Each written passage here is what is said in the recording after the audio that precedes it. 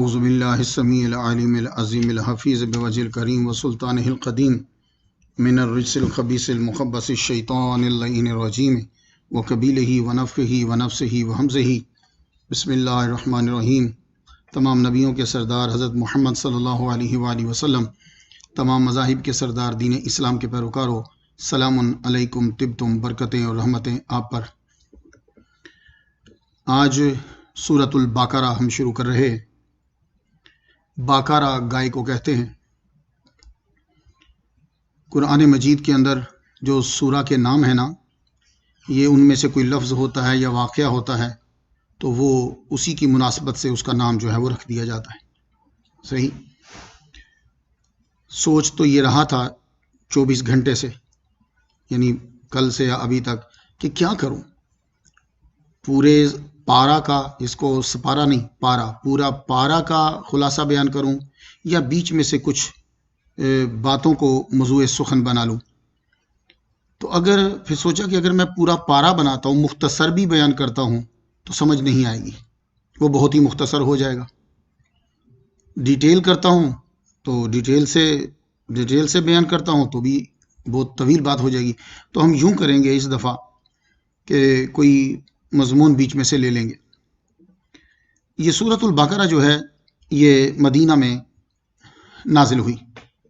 قرآن مجید کے اندر سورہ کے ساتھ آپ پڑھتے ہیں سورۃ البقرہ مدنیہ، فلاں سورہ مکیہ، تو یہ مدنیہ اور مکیہ یہ کیوں لکھا ہوتا ہے ساتھ؟ دیکھیے، ہجرت سے پہلے جو نزول ہوا ہے وہ مکیہ ہے، اور جو ہجرت کے بعد نزول ہوا ہے وہ مدنیہ ہے۔ یعنی یہ تقسیم جو کر رہے ہیں حضور صلی اللہ علیہ وآلہ وسلم کی موومنٹ سے ہے۔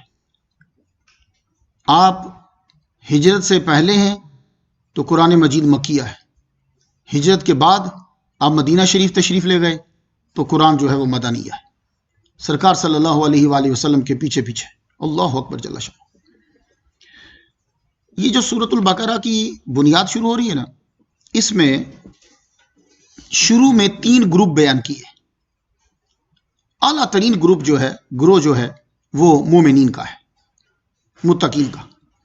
ان کی علامات جو ہیں وہ بیان کر دی، ٹھیک ہے، پہلے آغاز میں، کہ وہ متقین جو ہیں وہ ایمان لاتے ہیں غیب پہ، حضور نے جو کہا ہے ان کو دکھتا ہے یا سمجھ نہیں آتا، وہ مانتے ہیں، نماز قائم کرتے ہیں، اور ہم نے جو دیا ہے اس میں سے وہ خرچ کرتے ہیں۔ وَمِمَّا رَزَقْنَاهُمْ يُنْفِقُونَ، جو ہم نے دیا ہے اس میں سے۔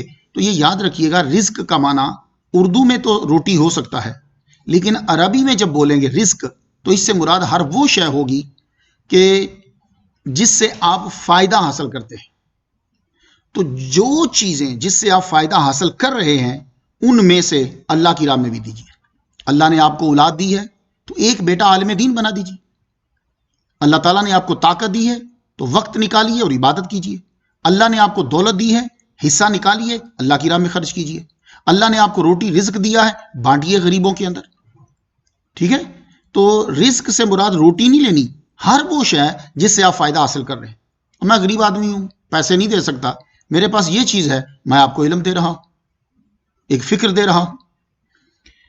اور علامت یہ بتائی کہ وہ ایمان لاتے ہیں اس پہ بما انزل الیک، جو آپ پر اتارا گیا، کا مینس حضور صلی اللہ علیہ وسلم، آپ پر جو اتارا گیا، اور وما انزل من قبل، جو آپ سے پہلے اتارا گیا، وبالآخرۃ ہم یوقنون۔ ایک امپورٹنٹ چیز بچ گئی تھی، آخرہ، قیامت کے دن پر بھی وہ یقین رکھتے ہیں، یہ بہت ضروری تھا، اور یہی لوگ جو ہیں وہ کامیاب ہیں۔ تو اب ہمیں چیک کرنا ہے کہ ہمارے اندر یہ چیزیں ہیں۔ دوسرا گروپ جو بیان کیا ہے وہ کفار کا ہے۔ کفار کے بارے میں یہ کہہ دیا کہ یہ لوگ سننا ہی نہیں چاہتے، یہ لوگ دیکھنا ہی نہیں چاہتے، بس ہم نے صلاحیتیں دی ہیں لیکن یہ ادھر آنا ہی نہیں چاہتے۔ تیسرا گروپ دوسرے رکوع کے اندر جو بیان کیا ہے، اچھا آپ دیکھیے کہ کفار کو اللہ تعالیٰ نے بس 2 آیات میں جگہ دی۔ کیوں؟ اس لیے کہ وہ واضح ہیں، ان کی حرکات و سکنات، ان کی علامات، ان کی اصطلاحات، وہ سب واضح ہیں، تو آپ کو پتہ چل جائے گا۔ دوسرا رکوع جب شروع ہوا تو ایک تیسرے گروپ کی نشاندہی کی اور ڈیٹیل سے بیان کر دیا ان کو، یعنی مومنین کو جو جگہ دی ہے اس سے بھی زائد، کفار کے لیے 2 آیات ہیں اس سے بھی زائد. کیوں؟ اس لیے کہ یہ منافق جو ہوتا ہے یہ بڑا خطرناک ہوتا ہے، یہ بہت خطرناک ہے، اور ان کے بارے میں جاننا بہت ضروری ہے، ایمان بچانے کے لیے، خاندان بچانے کے لیے، اور سامان بچانے کے لیے. یہ منافق یہ مت سمجھیے کہ آج نہیں ہے، یہ نہیں، آج بھی ہیں. یہ اسلام مومنین کے اندر بھی ہوتے ہیں، خاندان کے اندر بھی ہوتے ہیں، ہر جگہ ہوتے ہیں. منافق جو ہے یہ نفاق سے بنا ہے، اس کا معنی ہوتا ہے علیحدہ ہونا. چونکہ اس کی زبان، دل، یہ دونوں علیحدہ علیحدہ ہوتے ہیں. دل میں کچھ اور ہوتا ہے، زبان پہ کچھ اور ہوتا ہے، علیحدہ ہو گیا نا، تو اس لیے اس کو کہتے ہیں منافق. تو منافق جو ہوتا ہے یہ کافر سے بدتر ہوتا ہے. کیوں؟ کیونکہ یہ کافر بھی ہوتا ہے اور دھوکے باز بھی ہوتا ہے. یہ کافر سے بدتر ہوتا ہے. کیوں؟ یہ کافر بھی ہوتا ہے اور جھوٹا بھی ہوتا ہے. یہ کافر سے بدتر ہوتا ہے اس لیے کہ کافر کا واضح پتہ چلتا ہے اور یہ آپ کے اندر گھوم رہا ہوتا ہے، آپ ہی سی چیز یہ کر رہا ہوتا ہے. اب آج کا لیکچر بہت دھیان سے سننا ہے آپ نے. کیوں؟ آیات آج بھی ہیں، یہ منسوخ نہیں ہوئی، تو بندے آج بھی ہیں. اب سماعت کر لیجئے. اور یہ رکوع میں ریکمینڈ کروں گا جتنے مسلمان ہیں جو ابھی سن رہے ہیں وہ سب اس رکوع کو ایک مرتبہ ضرور پڑھیں اور بڑے دھیان سے پڑھیں. کیا کہا اللہ نے؟ سنیے. وَمِنَ النَّاسِ، یہ من بازیت کا ہے، لوگوں میں سے بعض، من یقولو، جو کہتے ہیں، آمنا باللہ، ہم اللہ پر ایمان لائے، وبالیوم الآخر، یوم آخرت پر ایمان لائے، وما ہم بمومنین، اللہ فرما رہا ہے یہ مومن نہیں ہے. کتنی اہم چیز ہے توحید، ٹھیک ہے؟ کتنی اہم چیز ہے آخرت پر عقیدہ رکھنا. انسان کا نظام چینج کر کے رکھ دیتی ہیں یہ دونوں چیزیں. دونوں پر ایمان جو ہے اس کی لائف چینج ہو کر رہ جاتی ہے. تو توحید ہمارے اندر بہت ضروری، آخرت پر ایمان بہت ضروری، پر اللہ فرما رہا ہے یہ مومن نہیں. ایک آدمی کہے کہ اللہ ایک ہے، یوم آخرت ہے، اور اللہ فرما رہا ہے یہ مومن نہیں ہے. یخادعون اللہ، یہ اللہ تعالیٰ کو دھوکہ دے رہے ہیں. والذین آمنوا، اور مومنین کو بھی دھوکہ دیتے ہیں. وما یخدعون، یہ دھوکہ نہیں دیتے، الا انفسہم، مگر اپنے آپ کو ہی دھوکہ دے رہے ہیں. وما یشعرون، ان کے اندر شعور نہیں ہے. اب یہ منافق کون تھے؟ ان کی سٹارٹنگ، ابتدا جو ہے وہ مدینے سے ہوئی. حضور صلی اللہ علیہ وآلہ وسلم جب مدینۃ المنورہ میں ہجرت کی آپ نے، وہاں ایک آدمی رہتا تھا عبداللہ ابن ابی.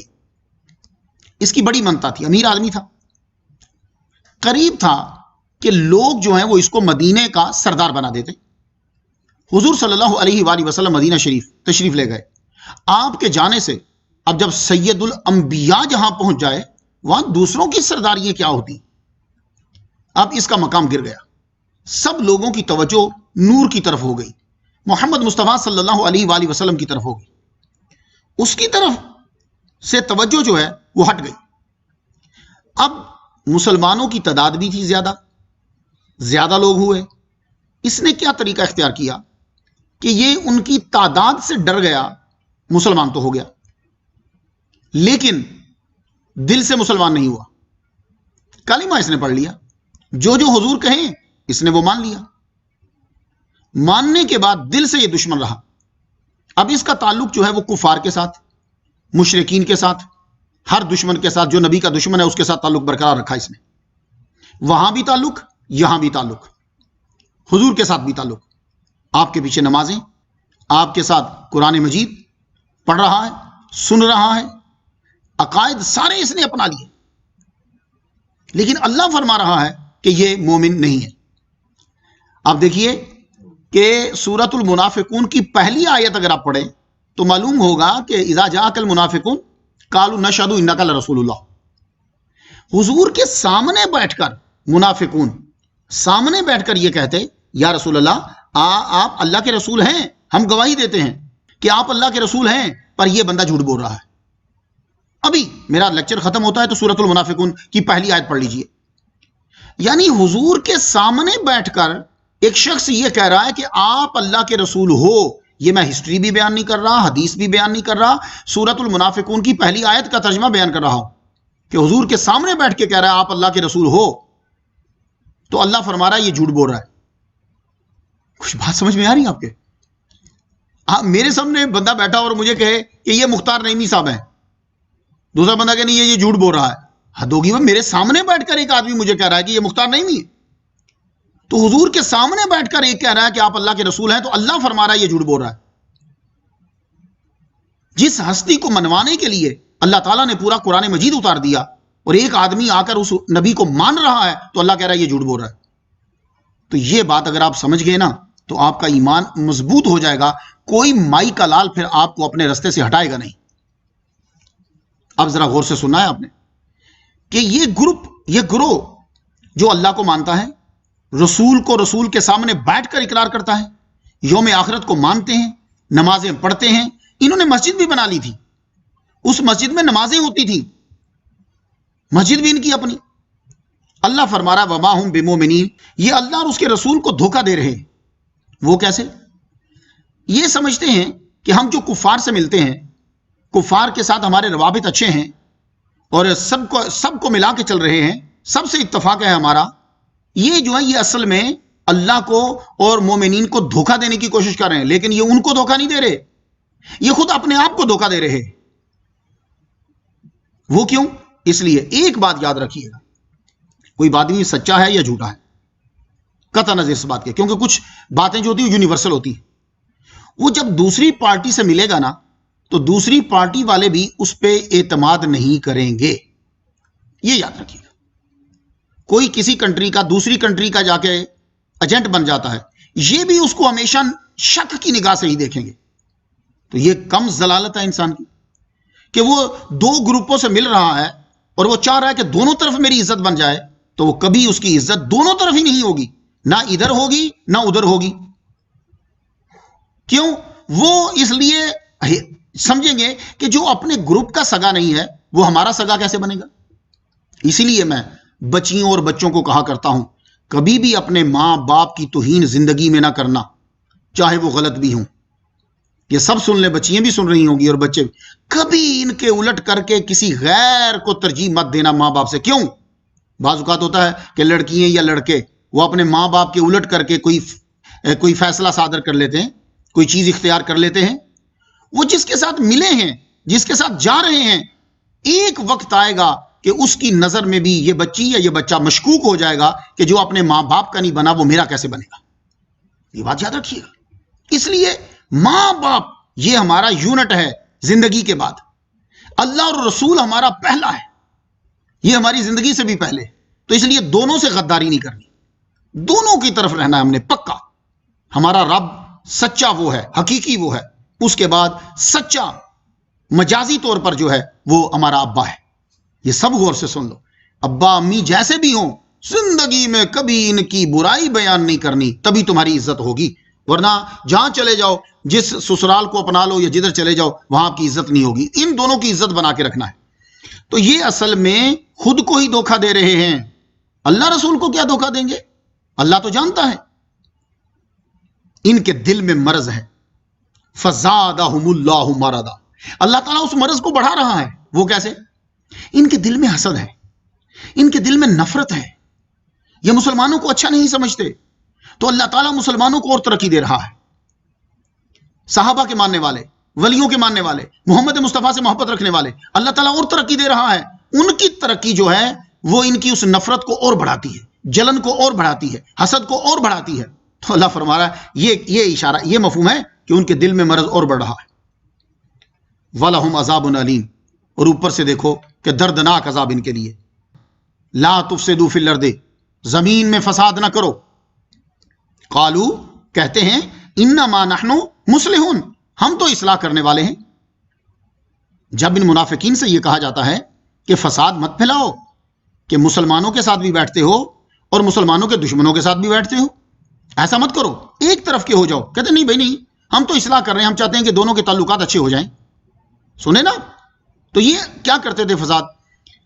مسلمانوں کی باتیں، چونکہ یہ مسلمانوں میں بیٹھتے تھے، اب ظاہر ہے مسلمان مشورہ تو کریں گے نا بھائی، بات تو کر رہے ہوں گے، ہر وقت تو تنہائی نہیں نا، تو یہ ان کی باتیں جا کر کفار کو بتا دیتے تھے، یہ ان کی باتیں جا کے مشرکین کو بتا دیتے تھے، لیک کر دیتے تھے بیچ میں سے باتیں. اب یہ فساد ہوا نا. دوسرا کیا کرتے تھے یہ حرکت، جو نئے نئے مسلمان بنتے تھے نا، ان کے ذہنوں میں عجیب عجیب کوشچن ڈال دیتے تھے. وہ کوشچن جب ڈالتے تھے وہ پریشان ہو جاتے تھے، کہتے تھے یار یہ پرانے جو مسلمان ہیں جب یہ مطمئن نہیں ہیں تو ہم تو ابھی نئے نئے بنے ہیں. تو یہ ان کو ایمان کو خراب کرتے تھے. تو اللہ تعالیٰ سے اور اس کے رسول سے نفرت دلانا یہ زمین میں فساد ہوتا ہے. تو ان سے جب یہ کہا جاتا ہے کہ تم فساد نہ پھیلاؤ، یہ نئی نئی باتیں نہ کرو، اللہ تعالیٰ کی طرف ان کو مضبوط کرو، تو آگے نہیں ہم تو اصلاح کر رہے ہیں. میں آپ کو ایک ابھی کی بات بتاتا ہوں، کل کی میں نے جو ہے دعائے تراویح جو ہے وہ اسے پڑھی، سبحان ذی الملک والملکوت سبحان ذی العزت والعظمت، یہ لفظ عظمتی ہوتا ہے، والعظمت یہ ہم پڑھتے ہیں یہاں. تراویح کا معنی یہ ہوتا ہے ترویہ، آرام سے بیٹھنا، سانس لینا، 4 کے بعد لوگ بیٹھتے. اس نے لکھا ہوا کہ یہ حضور کے دور میں تھا ہی نہیں، یہ بدعت ہے، اسے مت پڑھا کرو. میں حیران ہو گیا، میں نے کہا یار یہ ایک مسلمان ٹیکسٹ کر رہا ہے، میسج کر رہا ہے، بتاؤ اس دعا کے اندر کوئی ایسی بات ہے کہ جناب یہ شرک ہے؟ خالص اللہ کی توحید ہے، اور مسلمان 4 تراویح کے بعد اسے پڑھتے ہیں تاکہ اللہ قبول کر لے، اللہ تعالیٰ ہماری توحید کا اقرار قبول کر لے، ہم پہ کرم کرے. اس کو بھی بند کروا رہے. اب یہ میں ابھی آپ کو جہاں سے ارونگ سے خطاب کر رہا ہوں، تھوڑی دور ہمارے یہاں مسجد ہے، وہ 4 تراویح کے بعد چندہ مانگتے ہیں. اب کوشچن یہ ہے کہ 4 تراویح کے بعد چندہ مانگنا حضور کی سنت ہے؟ کچھ تو بتائیں نا یار، اب یہ تو نہیں نا کہ آپ ہمیں ہی سوال کرتے رہیں. اچھا لاہور کے اندر ایک مسجد ہے، وہ ڈاکٹر صاحب بھی فوت ہو گئے ہیں، ان کی 4 تراویح کے بعد جتنا وہ پڑھا ہوتا تھا اس کی وہ تشریح بیان کرتے تھے. اب یہ بھی حضور کی سنت ہے؟ کوئی خدا کا خوف کریں یار. ایک آدمی اگر اللہ کی توحید بیان کر رہا، سبحان ذی الملک والملکوت توحید ہے، سبحان ذی العزت والعظمت والہیبت والقدرت والکبریاء والجبروت توحید ہے، اسے کہتے ہیں شرارت بازی، کہ لوگوں کے ذہن میں وسوسہ ڈال کر ان کو ہٹا دینا کہ وہ کوئی اچھا بھی کام کر رہا ہو. تو یہ کیا کرتے تھے، نو مسلم کے ذہن میں ایسے ایسے کوشچن بنا کے ڈال دیتے تھے، اور وہ بیچارے ان کا ایمان جو ہے وہ کمزور ہو جاتا تھا. تو ان سے کہا جاتا کہ تم فساد نہ کرو، تو کہتے نہیں ہم تو اصلاح کرنے والے ہیں. اب یہ چلاکی کیا چلتے تھے، ذرا اصلاح کا لفظ سنو. ایک دفعہ حضرت ابوبکر صدیق رضی اللہ تعالیٰ عنہ، وہ حضرت عمر فاروق رضی اللہ تعالیٰ عنہ اور مولا علی شیر خدا سرکار کے پاس ہی بیٹھے ہوتے تھے. 5 نمازوں کا مقصد کیا ہوتا ہے؟ یہی تو ہوتا ہے کہ آپ آؤ، ملو، حالات کا پتہ چلے، کیا ہو رہا ہے، کوئی بیمار ہے تو اس کی خبر لے لیں. یہی تو ہے نماز کا مقصد 5 ٹائم کا. تو جمع ہونا تک یہ کوئی بیمار ہے تو اس کی خبر گیری کریں. وہ بیٹھے ہوئے تھے تو ان کو منافقوں کو پتا تھا کہ ابھی نماز پڑھ کے نکلیں گے اسی رستے سے. تو عبداللہ ابن ابی رستے میں ہی بیٹھا ہوا. حضرت ابوبکر صدیق رضی اللہ تعالیٰ عنہ گزرے تو اپنے ساتھیوں کو کہنے لگا، منافقوں کو، دیکھ میں ابھی ان کو پاگل بناتا ہوں، تو دیکھنا بڑے خوش ہوں گے. یہ جو ہی ابوبکر صدیق رضی اللہ تعالیٰ عنہ قریب آئے نا، کھڑا ہو گیا، ہاتھ ملا کے ہاتھ چوم کے کہنے لگا، سبحان اللہ، بنو تمیم کے سردار، نبی کے یار غار، مال آپ نے قربان کر دیا نبی کے اوپر، آپ جیسا کوئی نہیں. ابوبکر صدیق رضی اللہ تعالیٰ عنہ کی طبیعت آپ چپ کر کے گزر گئے. حضرت عمر رضی اللہ تعالیٰ عنہ آئے، پھر کھڑا ہو گیا، ہاتھ پھر اس نے چومے، ہاتھ چوم گئے، سبحان اللہ، بنو عدی کے سردار، نبی کے جانثار، کیا بات ہے، فاروق لقب آپ کو ملا، ہاتھ چومے. وہ بھی خاموشی سے، پتہ نہیں کیا موڈ تھا، ورنہ وہ چپ نہیں کرتے، چپ کر کے نکل گئے وہ بھی.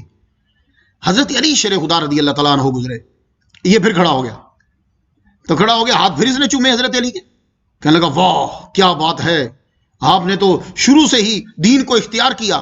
مولا علی کہنے لگے، شرم کر، کچھ اللہ سے ڈر، کیوں منافقت اختیار کرتا ہے؟ نہیں میں تو سچا ہوں. آپ یہ کہہ کے آگے گزر گئے. تو جب یہ تینوں چلے گئے تو اپنے ساتھیوں سے کہنے لگا، دیکھا میں نے کیسا بے وقوف بنایا ان کو. تو یہ تھے منافقین، کہ وہ صحابہ کرام کی توہین، محمد مصطفیٰ صلی اللہ علیہ وآلہ وسلم کی عزت نہ کرنا، یہ ان کا وتیرہ تھا. اب میں آپ کو لے آیا یہاں، غور سے سنیے کہ رب نے کیا کہا ہے. اللہ تعالیٰ نے پھر ان سب سے یہ کہا، وَإِذَا قِيلَ لَهُمْ، جب ان سے کہا جاتا ہے کہ آمنو ایمان لاؤ، کما آمن الناس، ایسے ایمان لاؤ جیسے آدمی ایمان لائے.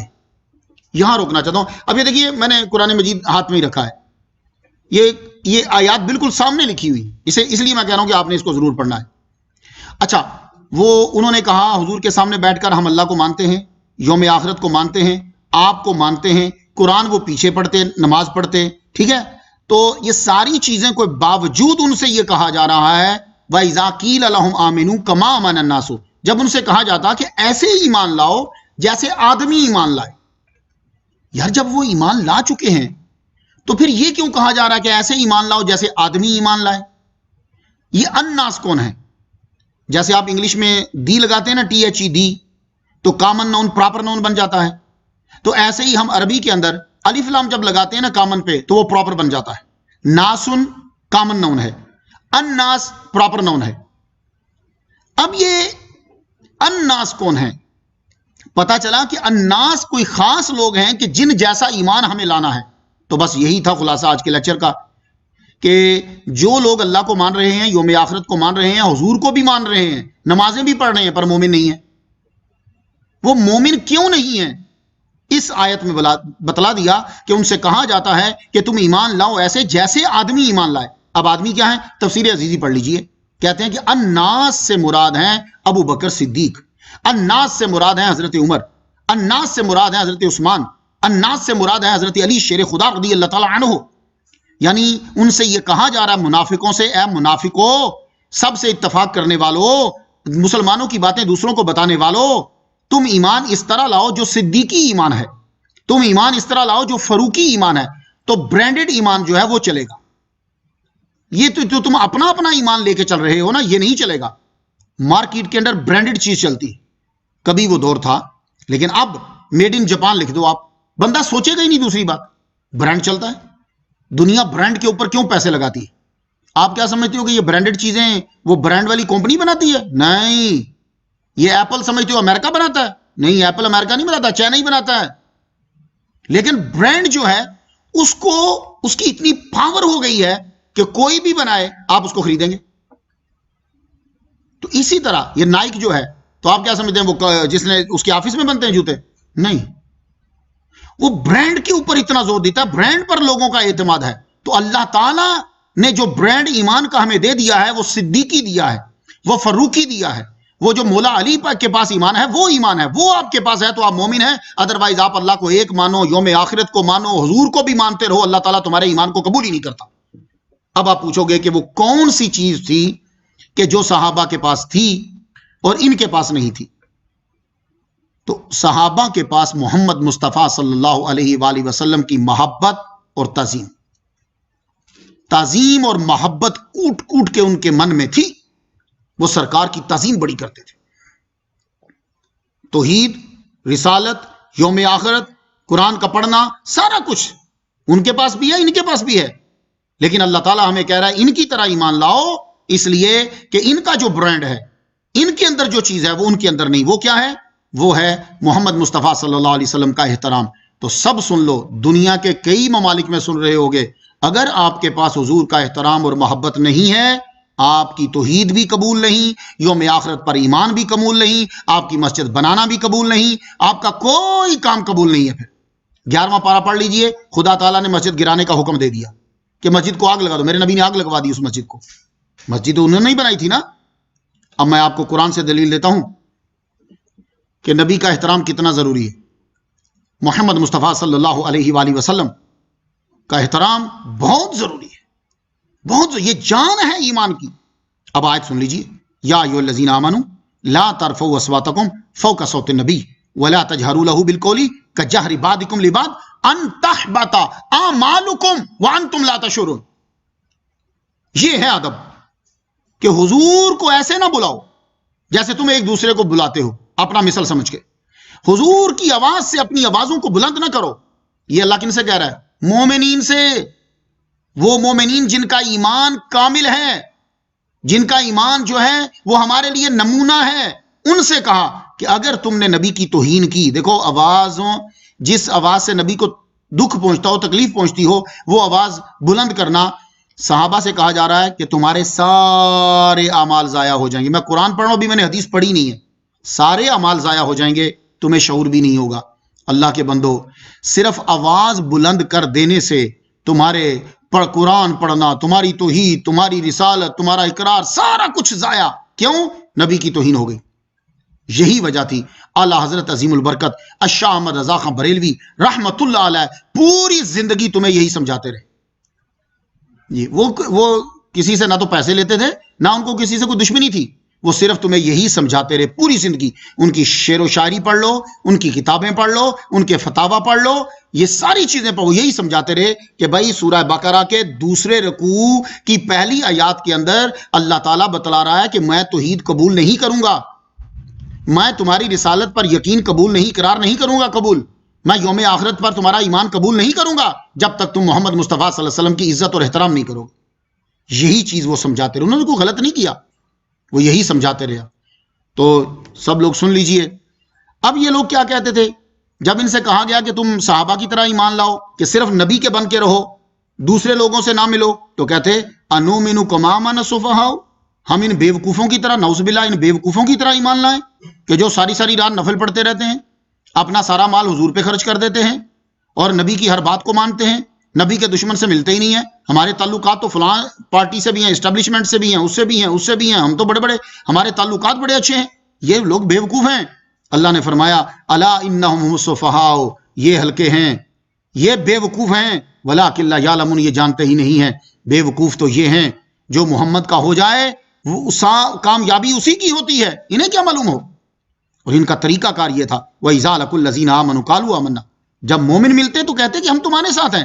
وَإِذَا خَلَوْا إِلَىٰ شَيَاطِينِهِمْ، اور جب یہ اپنے شیطانوں کے پاس جاتے تنہائی میں، قَالُوا إِنَّا مَعَكُمْ، کہتے ہم تو تمہارے ساتھ ہیں، ان سے تو ہم مذاق کر رہے تھے۔ اللہ یستہزئ بہم، اللہ فرماتا ہے کہ اللہ بھی ان سے استہزاء فرماتا ہے۔ وَیَمُدُّهُمْ، اور ان کو کھینچتا ہے، فی طغیانہم، ان کی سرکشی میں، یعنی ڈھیل دی رکھی ہے، ان کو ڈھیل دی ہوئی ہے۔ اب آخری بات سن لیجئے، پھر اجازت چاہتا ہوں آپ سے میں۔ اللہ یستہزئ، اللہ بھی استہزاء فرماتا ہے۔ تو یہاں سوامی جی نے اعتراض کر دیا، کہنے لگے مذاق کرنا تو بندے کے لیے بھی اچھا نہیں ہے، یہ کون سا اللہ ہے جو مذاق کر رہا ہے، ایسے اللہ کو ماننا ہی نہیں چاہیے۔ لو گال ہی ختم ہو گئی۔ اب بندے کے پاس ساری چیزیں ہونی چاہیے نا بھائی، علم کافی نہیں ہے، آدمی کے پاس پہلے تو عقل ہونی چاہیے، عقل کے بعد سب کچھ آ جاتا ہے۔ آج ایک نقطہ میں آپ کی نظر کر جاؤں، انسان کے پاس عقل ہونی چاہیے، پھر سب کچھ آ جائے گا۔ علم ہو تو ضروری نہیں کہ عقل آ جائے گی۔ حضرت جبریل علیہ السلام ہمارے ابا آدم علیہ السلام کے پاس 3 تحفے لے کر آئے، علم، عقل، حیا، یہ 3 تحفے لے کر آئے شروع میں نا، آپ جب تشریف لا تو 3 تحفے دیے، اللہ تعالیٰ فرما رہا ہے یہ 3 تحفوں میں سے ایک لے لیجئے، آپ کون سا لیں گے؟ علم، عقل، حیا، یہ 3 گفٹ دیے۔ اب آپ مجھے بتائیں اگر آپ کو اللہ کہے کہ تینوں میں سے ایک لے لو، کیا لوگے؟ ہمارے ابا آدم علیہ السلام بڑے ذہین تھے، اس لیے ہم چارلس ڈارون کا نظریہ نہیں مانتے، ہم قرآن کا نظریہ، ہمارا ابا نبی تھا، ہم نبی کے بچے ہیں، ہمیں قرآن میں بنی آدم کہا گیا ہے، ہمیں فخر کرنا چاہیے۔ تو ہمارے ابا نے عقل چنی، نہ علم نہ حیا۔ علم اور حیا، جبریل علیہ السلام نے کہا بھائی اب تم واپس چلی جاؤ، آدم علیہ السلام نے عقل کو چن لیا ہے۔ اگلا ذرا سنیے بات، تو دونوں کہنے لگے، علم اور حیا دونوں کہنے لگے ہم عالم ارواح میں بھی عقل کے ساتھ تھے، اب بھی ہم عقل کے ساتھ ہی رہیں گے۔ تو آدم علیہ السلام نے عقل کو چنا ہے، تو اب عقل جب چن لیں گے پھر علم بھی آ جائے گا، پھر حیا بھی آ جائے گی، کیونکہ انسان کے پاس جب عقل ہوتی ہے تو عقل سلیم کہتی ہے دین حاصل کر، علم حاصل کر، اور جب علم حاصل کرتا ہے تو پھر اسے معلوم ہوتا ہے کہ حیا بہت ضروری ہوتی ہے۔ تو ہمارے ابا آدم نے عقل لی، تو ان منافقوں بے وقوفوں کے پاس عقل ہی کوئی نہیں، اللہ فرمایا عقل ہی کوئی نہیں، تو عقل کا ہونا ضروری ہوتا ہے۔ ٹھیک ہے، علم تو گوگل کے اندر بھی بڑا ہے، آپ نمبر مرو بولتا چلا جائے گا، آگے ایک بات پوچھو 26 بتا دے گا ساتھ۔ علم تو ہے، عقل کوئی نہیں ہے، کون سا صحیح ہے کون سا غلط ہے۔ اب یہاں ایک بات سن لو، کہنے لگے جی اللہ مذاق کرتا ہے۔ پہلی بات تو سب سنیں، جو لوگ صاحب علم ہیں، جن کا مطالعہ ہے، انہیں میں دلیل دینا چاہتا ہوں، کیونکہ علماء بھی سن رہے ہوتے ہیں، یہ ان کی ذرا نوازی ہے۔ پہلی بات تو یہ ہے کہ کبھی کبھی جرم کی سزا کو بھی اسی لفظ سے تعبیر کر دیتے ہیں جو جرم کے لیے استعمال ہوا ہے۔ غور سے سنیے گا یہ نقطہ، کہ یعنی جو جرم ہے، جو لفظ وہاں استعمال ہوا، وہی بطور سزا میں بھی وہی استعمال کیا۔ میں مثال دوں قرآن سے، بسم اللہ الرحمن الرحیم، جزاء سیئۃ، سیئۃ تو سیاح یعنی برائی یعنی ظلم کی جزا بھی ظلم. اب ظلم کی جزا ظلم تو نہیں ہوتی. ظلم کی جو جزا دو گے تم، سزا دو گے، وہ تو انصاف ہے. اگر کسی آدمی نے کسی کو قتل کیا ظلمن، اب بدلے میں اگر اس کو مارا جا رہا ہے، گورنمنٹ مارتی ہے، تو یہ ظلم نہیں ہے، یہ انصاف ہے. لیکن چونکہ اس نے جو جرم کیا تھا وہی لفظ استعمال کیا گیا سزا کے اندر بھی. انہوں نے مذاق اڑایا تھا، استہزاء نبی کا کیا تھا، تو آگے سے وہی لفظ استعمال کیا گیا. یہ تو تھا ایک جواب. اب دوسرا سنو جو آپ کو ذہن میں آ جائے بیٹھے گا. وہ یہ ہے کہ استہزاء کا ایک معنی نہیں ہے، اس کا معنی ذلیل کرنا بھی ہوتا ہے. استہزاء کا معنی مذاق ہی نہیں ہے، ذلیل کرنا بھی اس کا معنی ہوتا ہے، دل لگی کرنا بھی اس کا معنی ہوتا ہے. تو اور ہمیشہ ورب کا معنی فاعل کے مطابق ہوتا ہے، فعل کا معنی فاعل کے مطابق ہوگا. میں آپ کو مثال سناتا ہوں. آج کل تو یہ مثال بڑی سمجھ میں آئے گی سب کے. یار سیٹھ صاحب بیٹھ گئے. سیٹھ بیٹھ گیا، کیا مطلب؟ سیٹھ کھڑا تھا بیٹھ گیا؟ نہیں، دیوالیہ ہو گیا، بینکرپٹ ہو گیا ہے. یہاں بیٹھ گیا ایک ورب ہے، فعل ہے. لیکن جب سیٹھ کے ساتھ آیا تو مطلب دیوالیہ ہو گیا. دکان بیٹھ گئی مطلب دکان چلتی نہیں ہے. اب یہ نہیں کہ اس کی دیواریں بیٹھ گئی، دیوار بیٹھ گئی. اس کا مطلب یہ نہیں ہے کہ اس کا بزنس ڈاؤن ہو گیا، نہیں، دیوار گر گئی. تیری بات میرے دل میں بیٹھ گئی، کیا مطلب؟ میرے دل نے قبول کر لی. یہ ایک بیٹھ گئی کہاں کہاں استعمال ہو رہا. تو بیٹھ گئی جو ہے ایک ہی ہے. فلاں سیاستدان بیٹھ گیا، کیا مطلب؟ وہ الیکشن ہی نہیں لڑ رہا، وہاں بھی بیٹھ گیا ہے. تو ایک بیٹھ گیا کتنے معنی میں جا کر استعمال ہو رہا. تو اسی طرح استہزاء کا معنی یہاں ذلیل کرنا ہے، مذاق اڑانا نہیں ہے. تو اللہ یستہزی بہم ویمدہم فی طغیانہم یعمہون. یہ خلاصہ بیان کر رہا ہوں. رسی ڈھیلی چھوڑ دی. آپ نے کبھی مچھلی پکڑی؟ جو ویلا فارغ آدمی ہونا وہ مچھلی پکڑتا ہے، بیٹھ جائے پھر بیٹھے ہی رہ جاتے. اس میں آپ کرتے کیا ہیں؟ آپ مچھلی پکڑنے جاتے ہیں تو بڑی لمبی رسی ہوتی ہے آپ کے پاس. وہ جب مچھلی کھینچتی ہے نا تو آپ اس کو چھوڑتے جاتے ہیں. وہ کیوں چھوڑ رہے ہو؟ کیونکہ اگر جب آپ کو ایک دم جھٹکا لگا اسی وقت کھینچ لیا نا تو ہو سکتا ہے کہ مچھلی نے پورا نہ کھایا ہو، وہ پورا کیچوا نہ کھایا ہو، مچھلی چھوٹ جائے. تو پھر آپ کیا ٹیکنیک یوز کرتے ہو؟ آپ ڈھیل دیتے ہو. وہ جتنی ڈھیل دیتے ہو نا اتنا کانٹا ٹکا کے اندر پھنستا ہے. تو اللہ فرما رہا ہے جو میرے نبی کے گستاخ ہیں نا، میں ان کو کچھ ابھی نہیں کہہ رہا، رسی چھوڑ رہا ہوں. جیسے مچھلی پکڑنے والا مچھلی کے لیے چھوڑتا ہے اور آخر میں جب کھینچتا ہے تو پھر ایسا جھٹکا لگتا ہے کہ پھر مچھلی نکل نہیں سکتی. تو نبی کے گستاخ یہ منافقین رب نے ڈھیل دی ہوئی ہے، جب کھینچے گا تو پھر توبہ کی بھی توفیق نہیں ہوگی. یہ یاد رکھیے گا، لفظ ہی نہیں آئیں گے. تو مسلمانوں جتنے ولیوں کو ماننے والے ہو، صحابہ کے ماننے والے ہو، حضور کا احترام کرنے والے ہو، حضور کی تعظیم کرنے والے ہو، خوش نصیب ہو. تمہاری توحید بھی قبول، تمہاری رسالت پر اقرار بھی تمہارا قبول، یوم آخرت پر ایمان بھی تمہارا قبول، قرآن پڑھنا بھی تمہارا قبول. کیوں؟ اس لیے کہ تم محمد مصطفیٰ صلی اللہ علیہ وسلم کی تعظیم کرتے ہو، احترام دل میں رکھتے ہو. میرا اللہ تمہاری دنیا اور آخرت بھلی فرمائے. وآخر دعوانا ان الحمد للہ رب العالمین. سب لوگ دعا کے لیے ہاتھ بلند کیجیے، آمین. اللہم صلی علی سیدنا محمد وابوی محمد وآل محمد واصحاب محمد وبارک وسلم. یا رب لک الحمد کما ینبغی لجلال وجہک وعظیم سلطانک. یا ارحم الراحمین ہماری آج کی حاضری اپنی بارگاہ میں قبول فرما. اے پروردگار عالم، جتنے لوگ بھی سماعت کر رہے ہیں یا کریں گے، یا اللہ تعالیٰ سب کو دونوں جہاں میں بھلائی عطا فرما. اے پروردگار عالم، جن کی تراویح قبول کی ہے یا اللہ ان کے صدقے سے ہماری تراویح بھی قبول فرما. جن کے روزے قبول فرمائے ان کے صدقے سے ہمارے روزے بھی قبول فرما. جن کا قرآن پڑھنا قبول فرمایا ہمارا بھی قرآن پڑھنا قبول فرما. جن کے دروس تو نے درس قبول فرمایا ہمارا بھی درس قبول فرما لے. اور جتنے لوگ سماعت کر رہے ہیں یا اللہ تعالیٰ ان کو دین میں بھی اور دنیا میں بھی یا اللہ ترقی عطا فرما مالک. یا اللہ تعالیٰ اپنے گھروں کے دروازے اور رزق کے دروازے اپنے بندوں پہ یا اللہ تعالیٰ کھول دے، بندوں پہ کشادہ فرما مالک. زمینی آسمانی بلایا سے محفوظ فرما. جن کی بچیاں جوان ہیں نیک سبب پیدا فرما. یا اللہ تعالیٰ جن کے گھروں میں بچے چھوٹے ہیں ہر آفت سے ہر بلا سے محفوظ فرما. ان بچوں کو ماں باپ کی آنکھوں کی ٹھنڈک بنا دے مالک. جو دین کے لیے کام کر رہے ہیں یا اللہ تعالیٰ سن رہے ہیں سنا رہے ہیں، کسی طرح سے بھی دامے در میں قدم ہے سکنے دین میں حصہ لے رہے ہیں، یا اللہ سب کو ترقی عطا فرما مالک.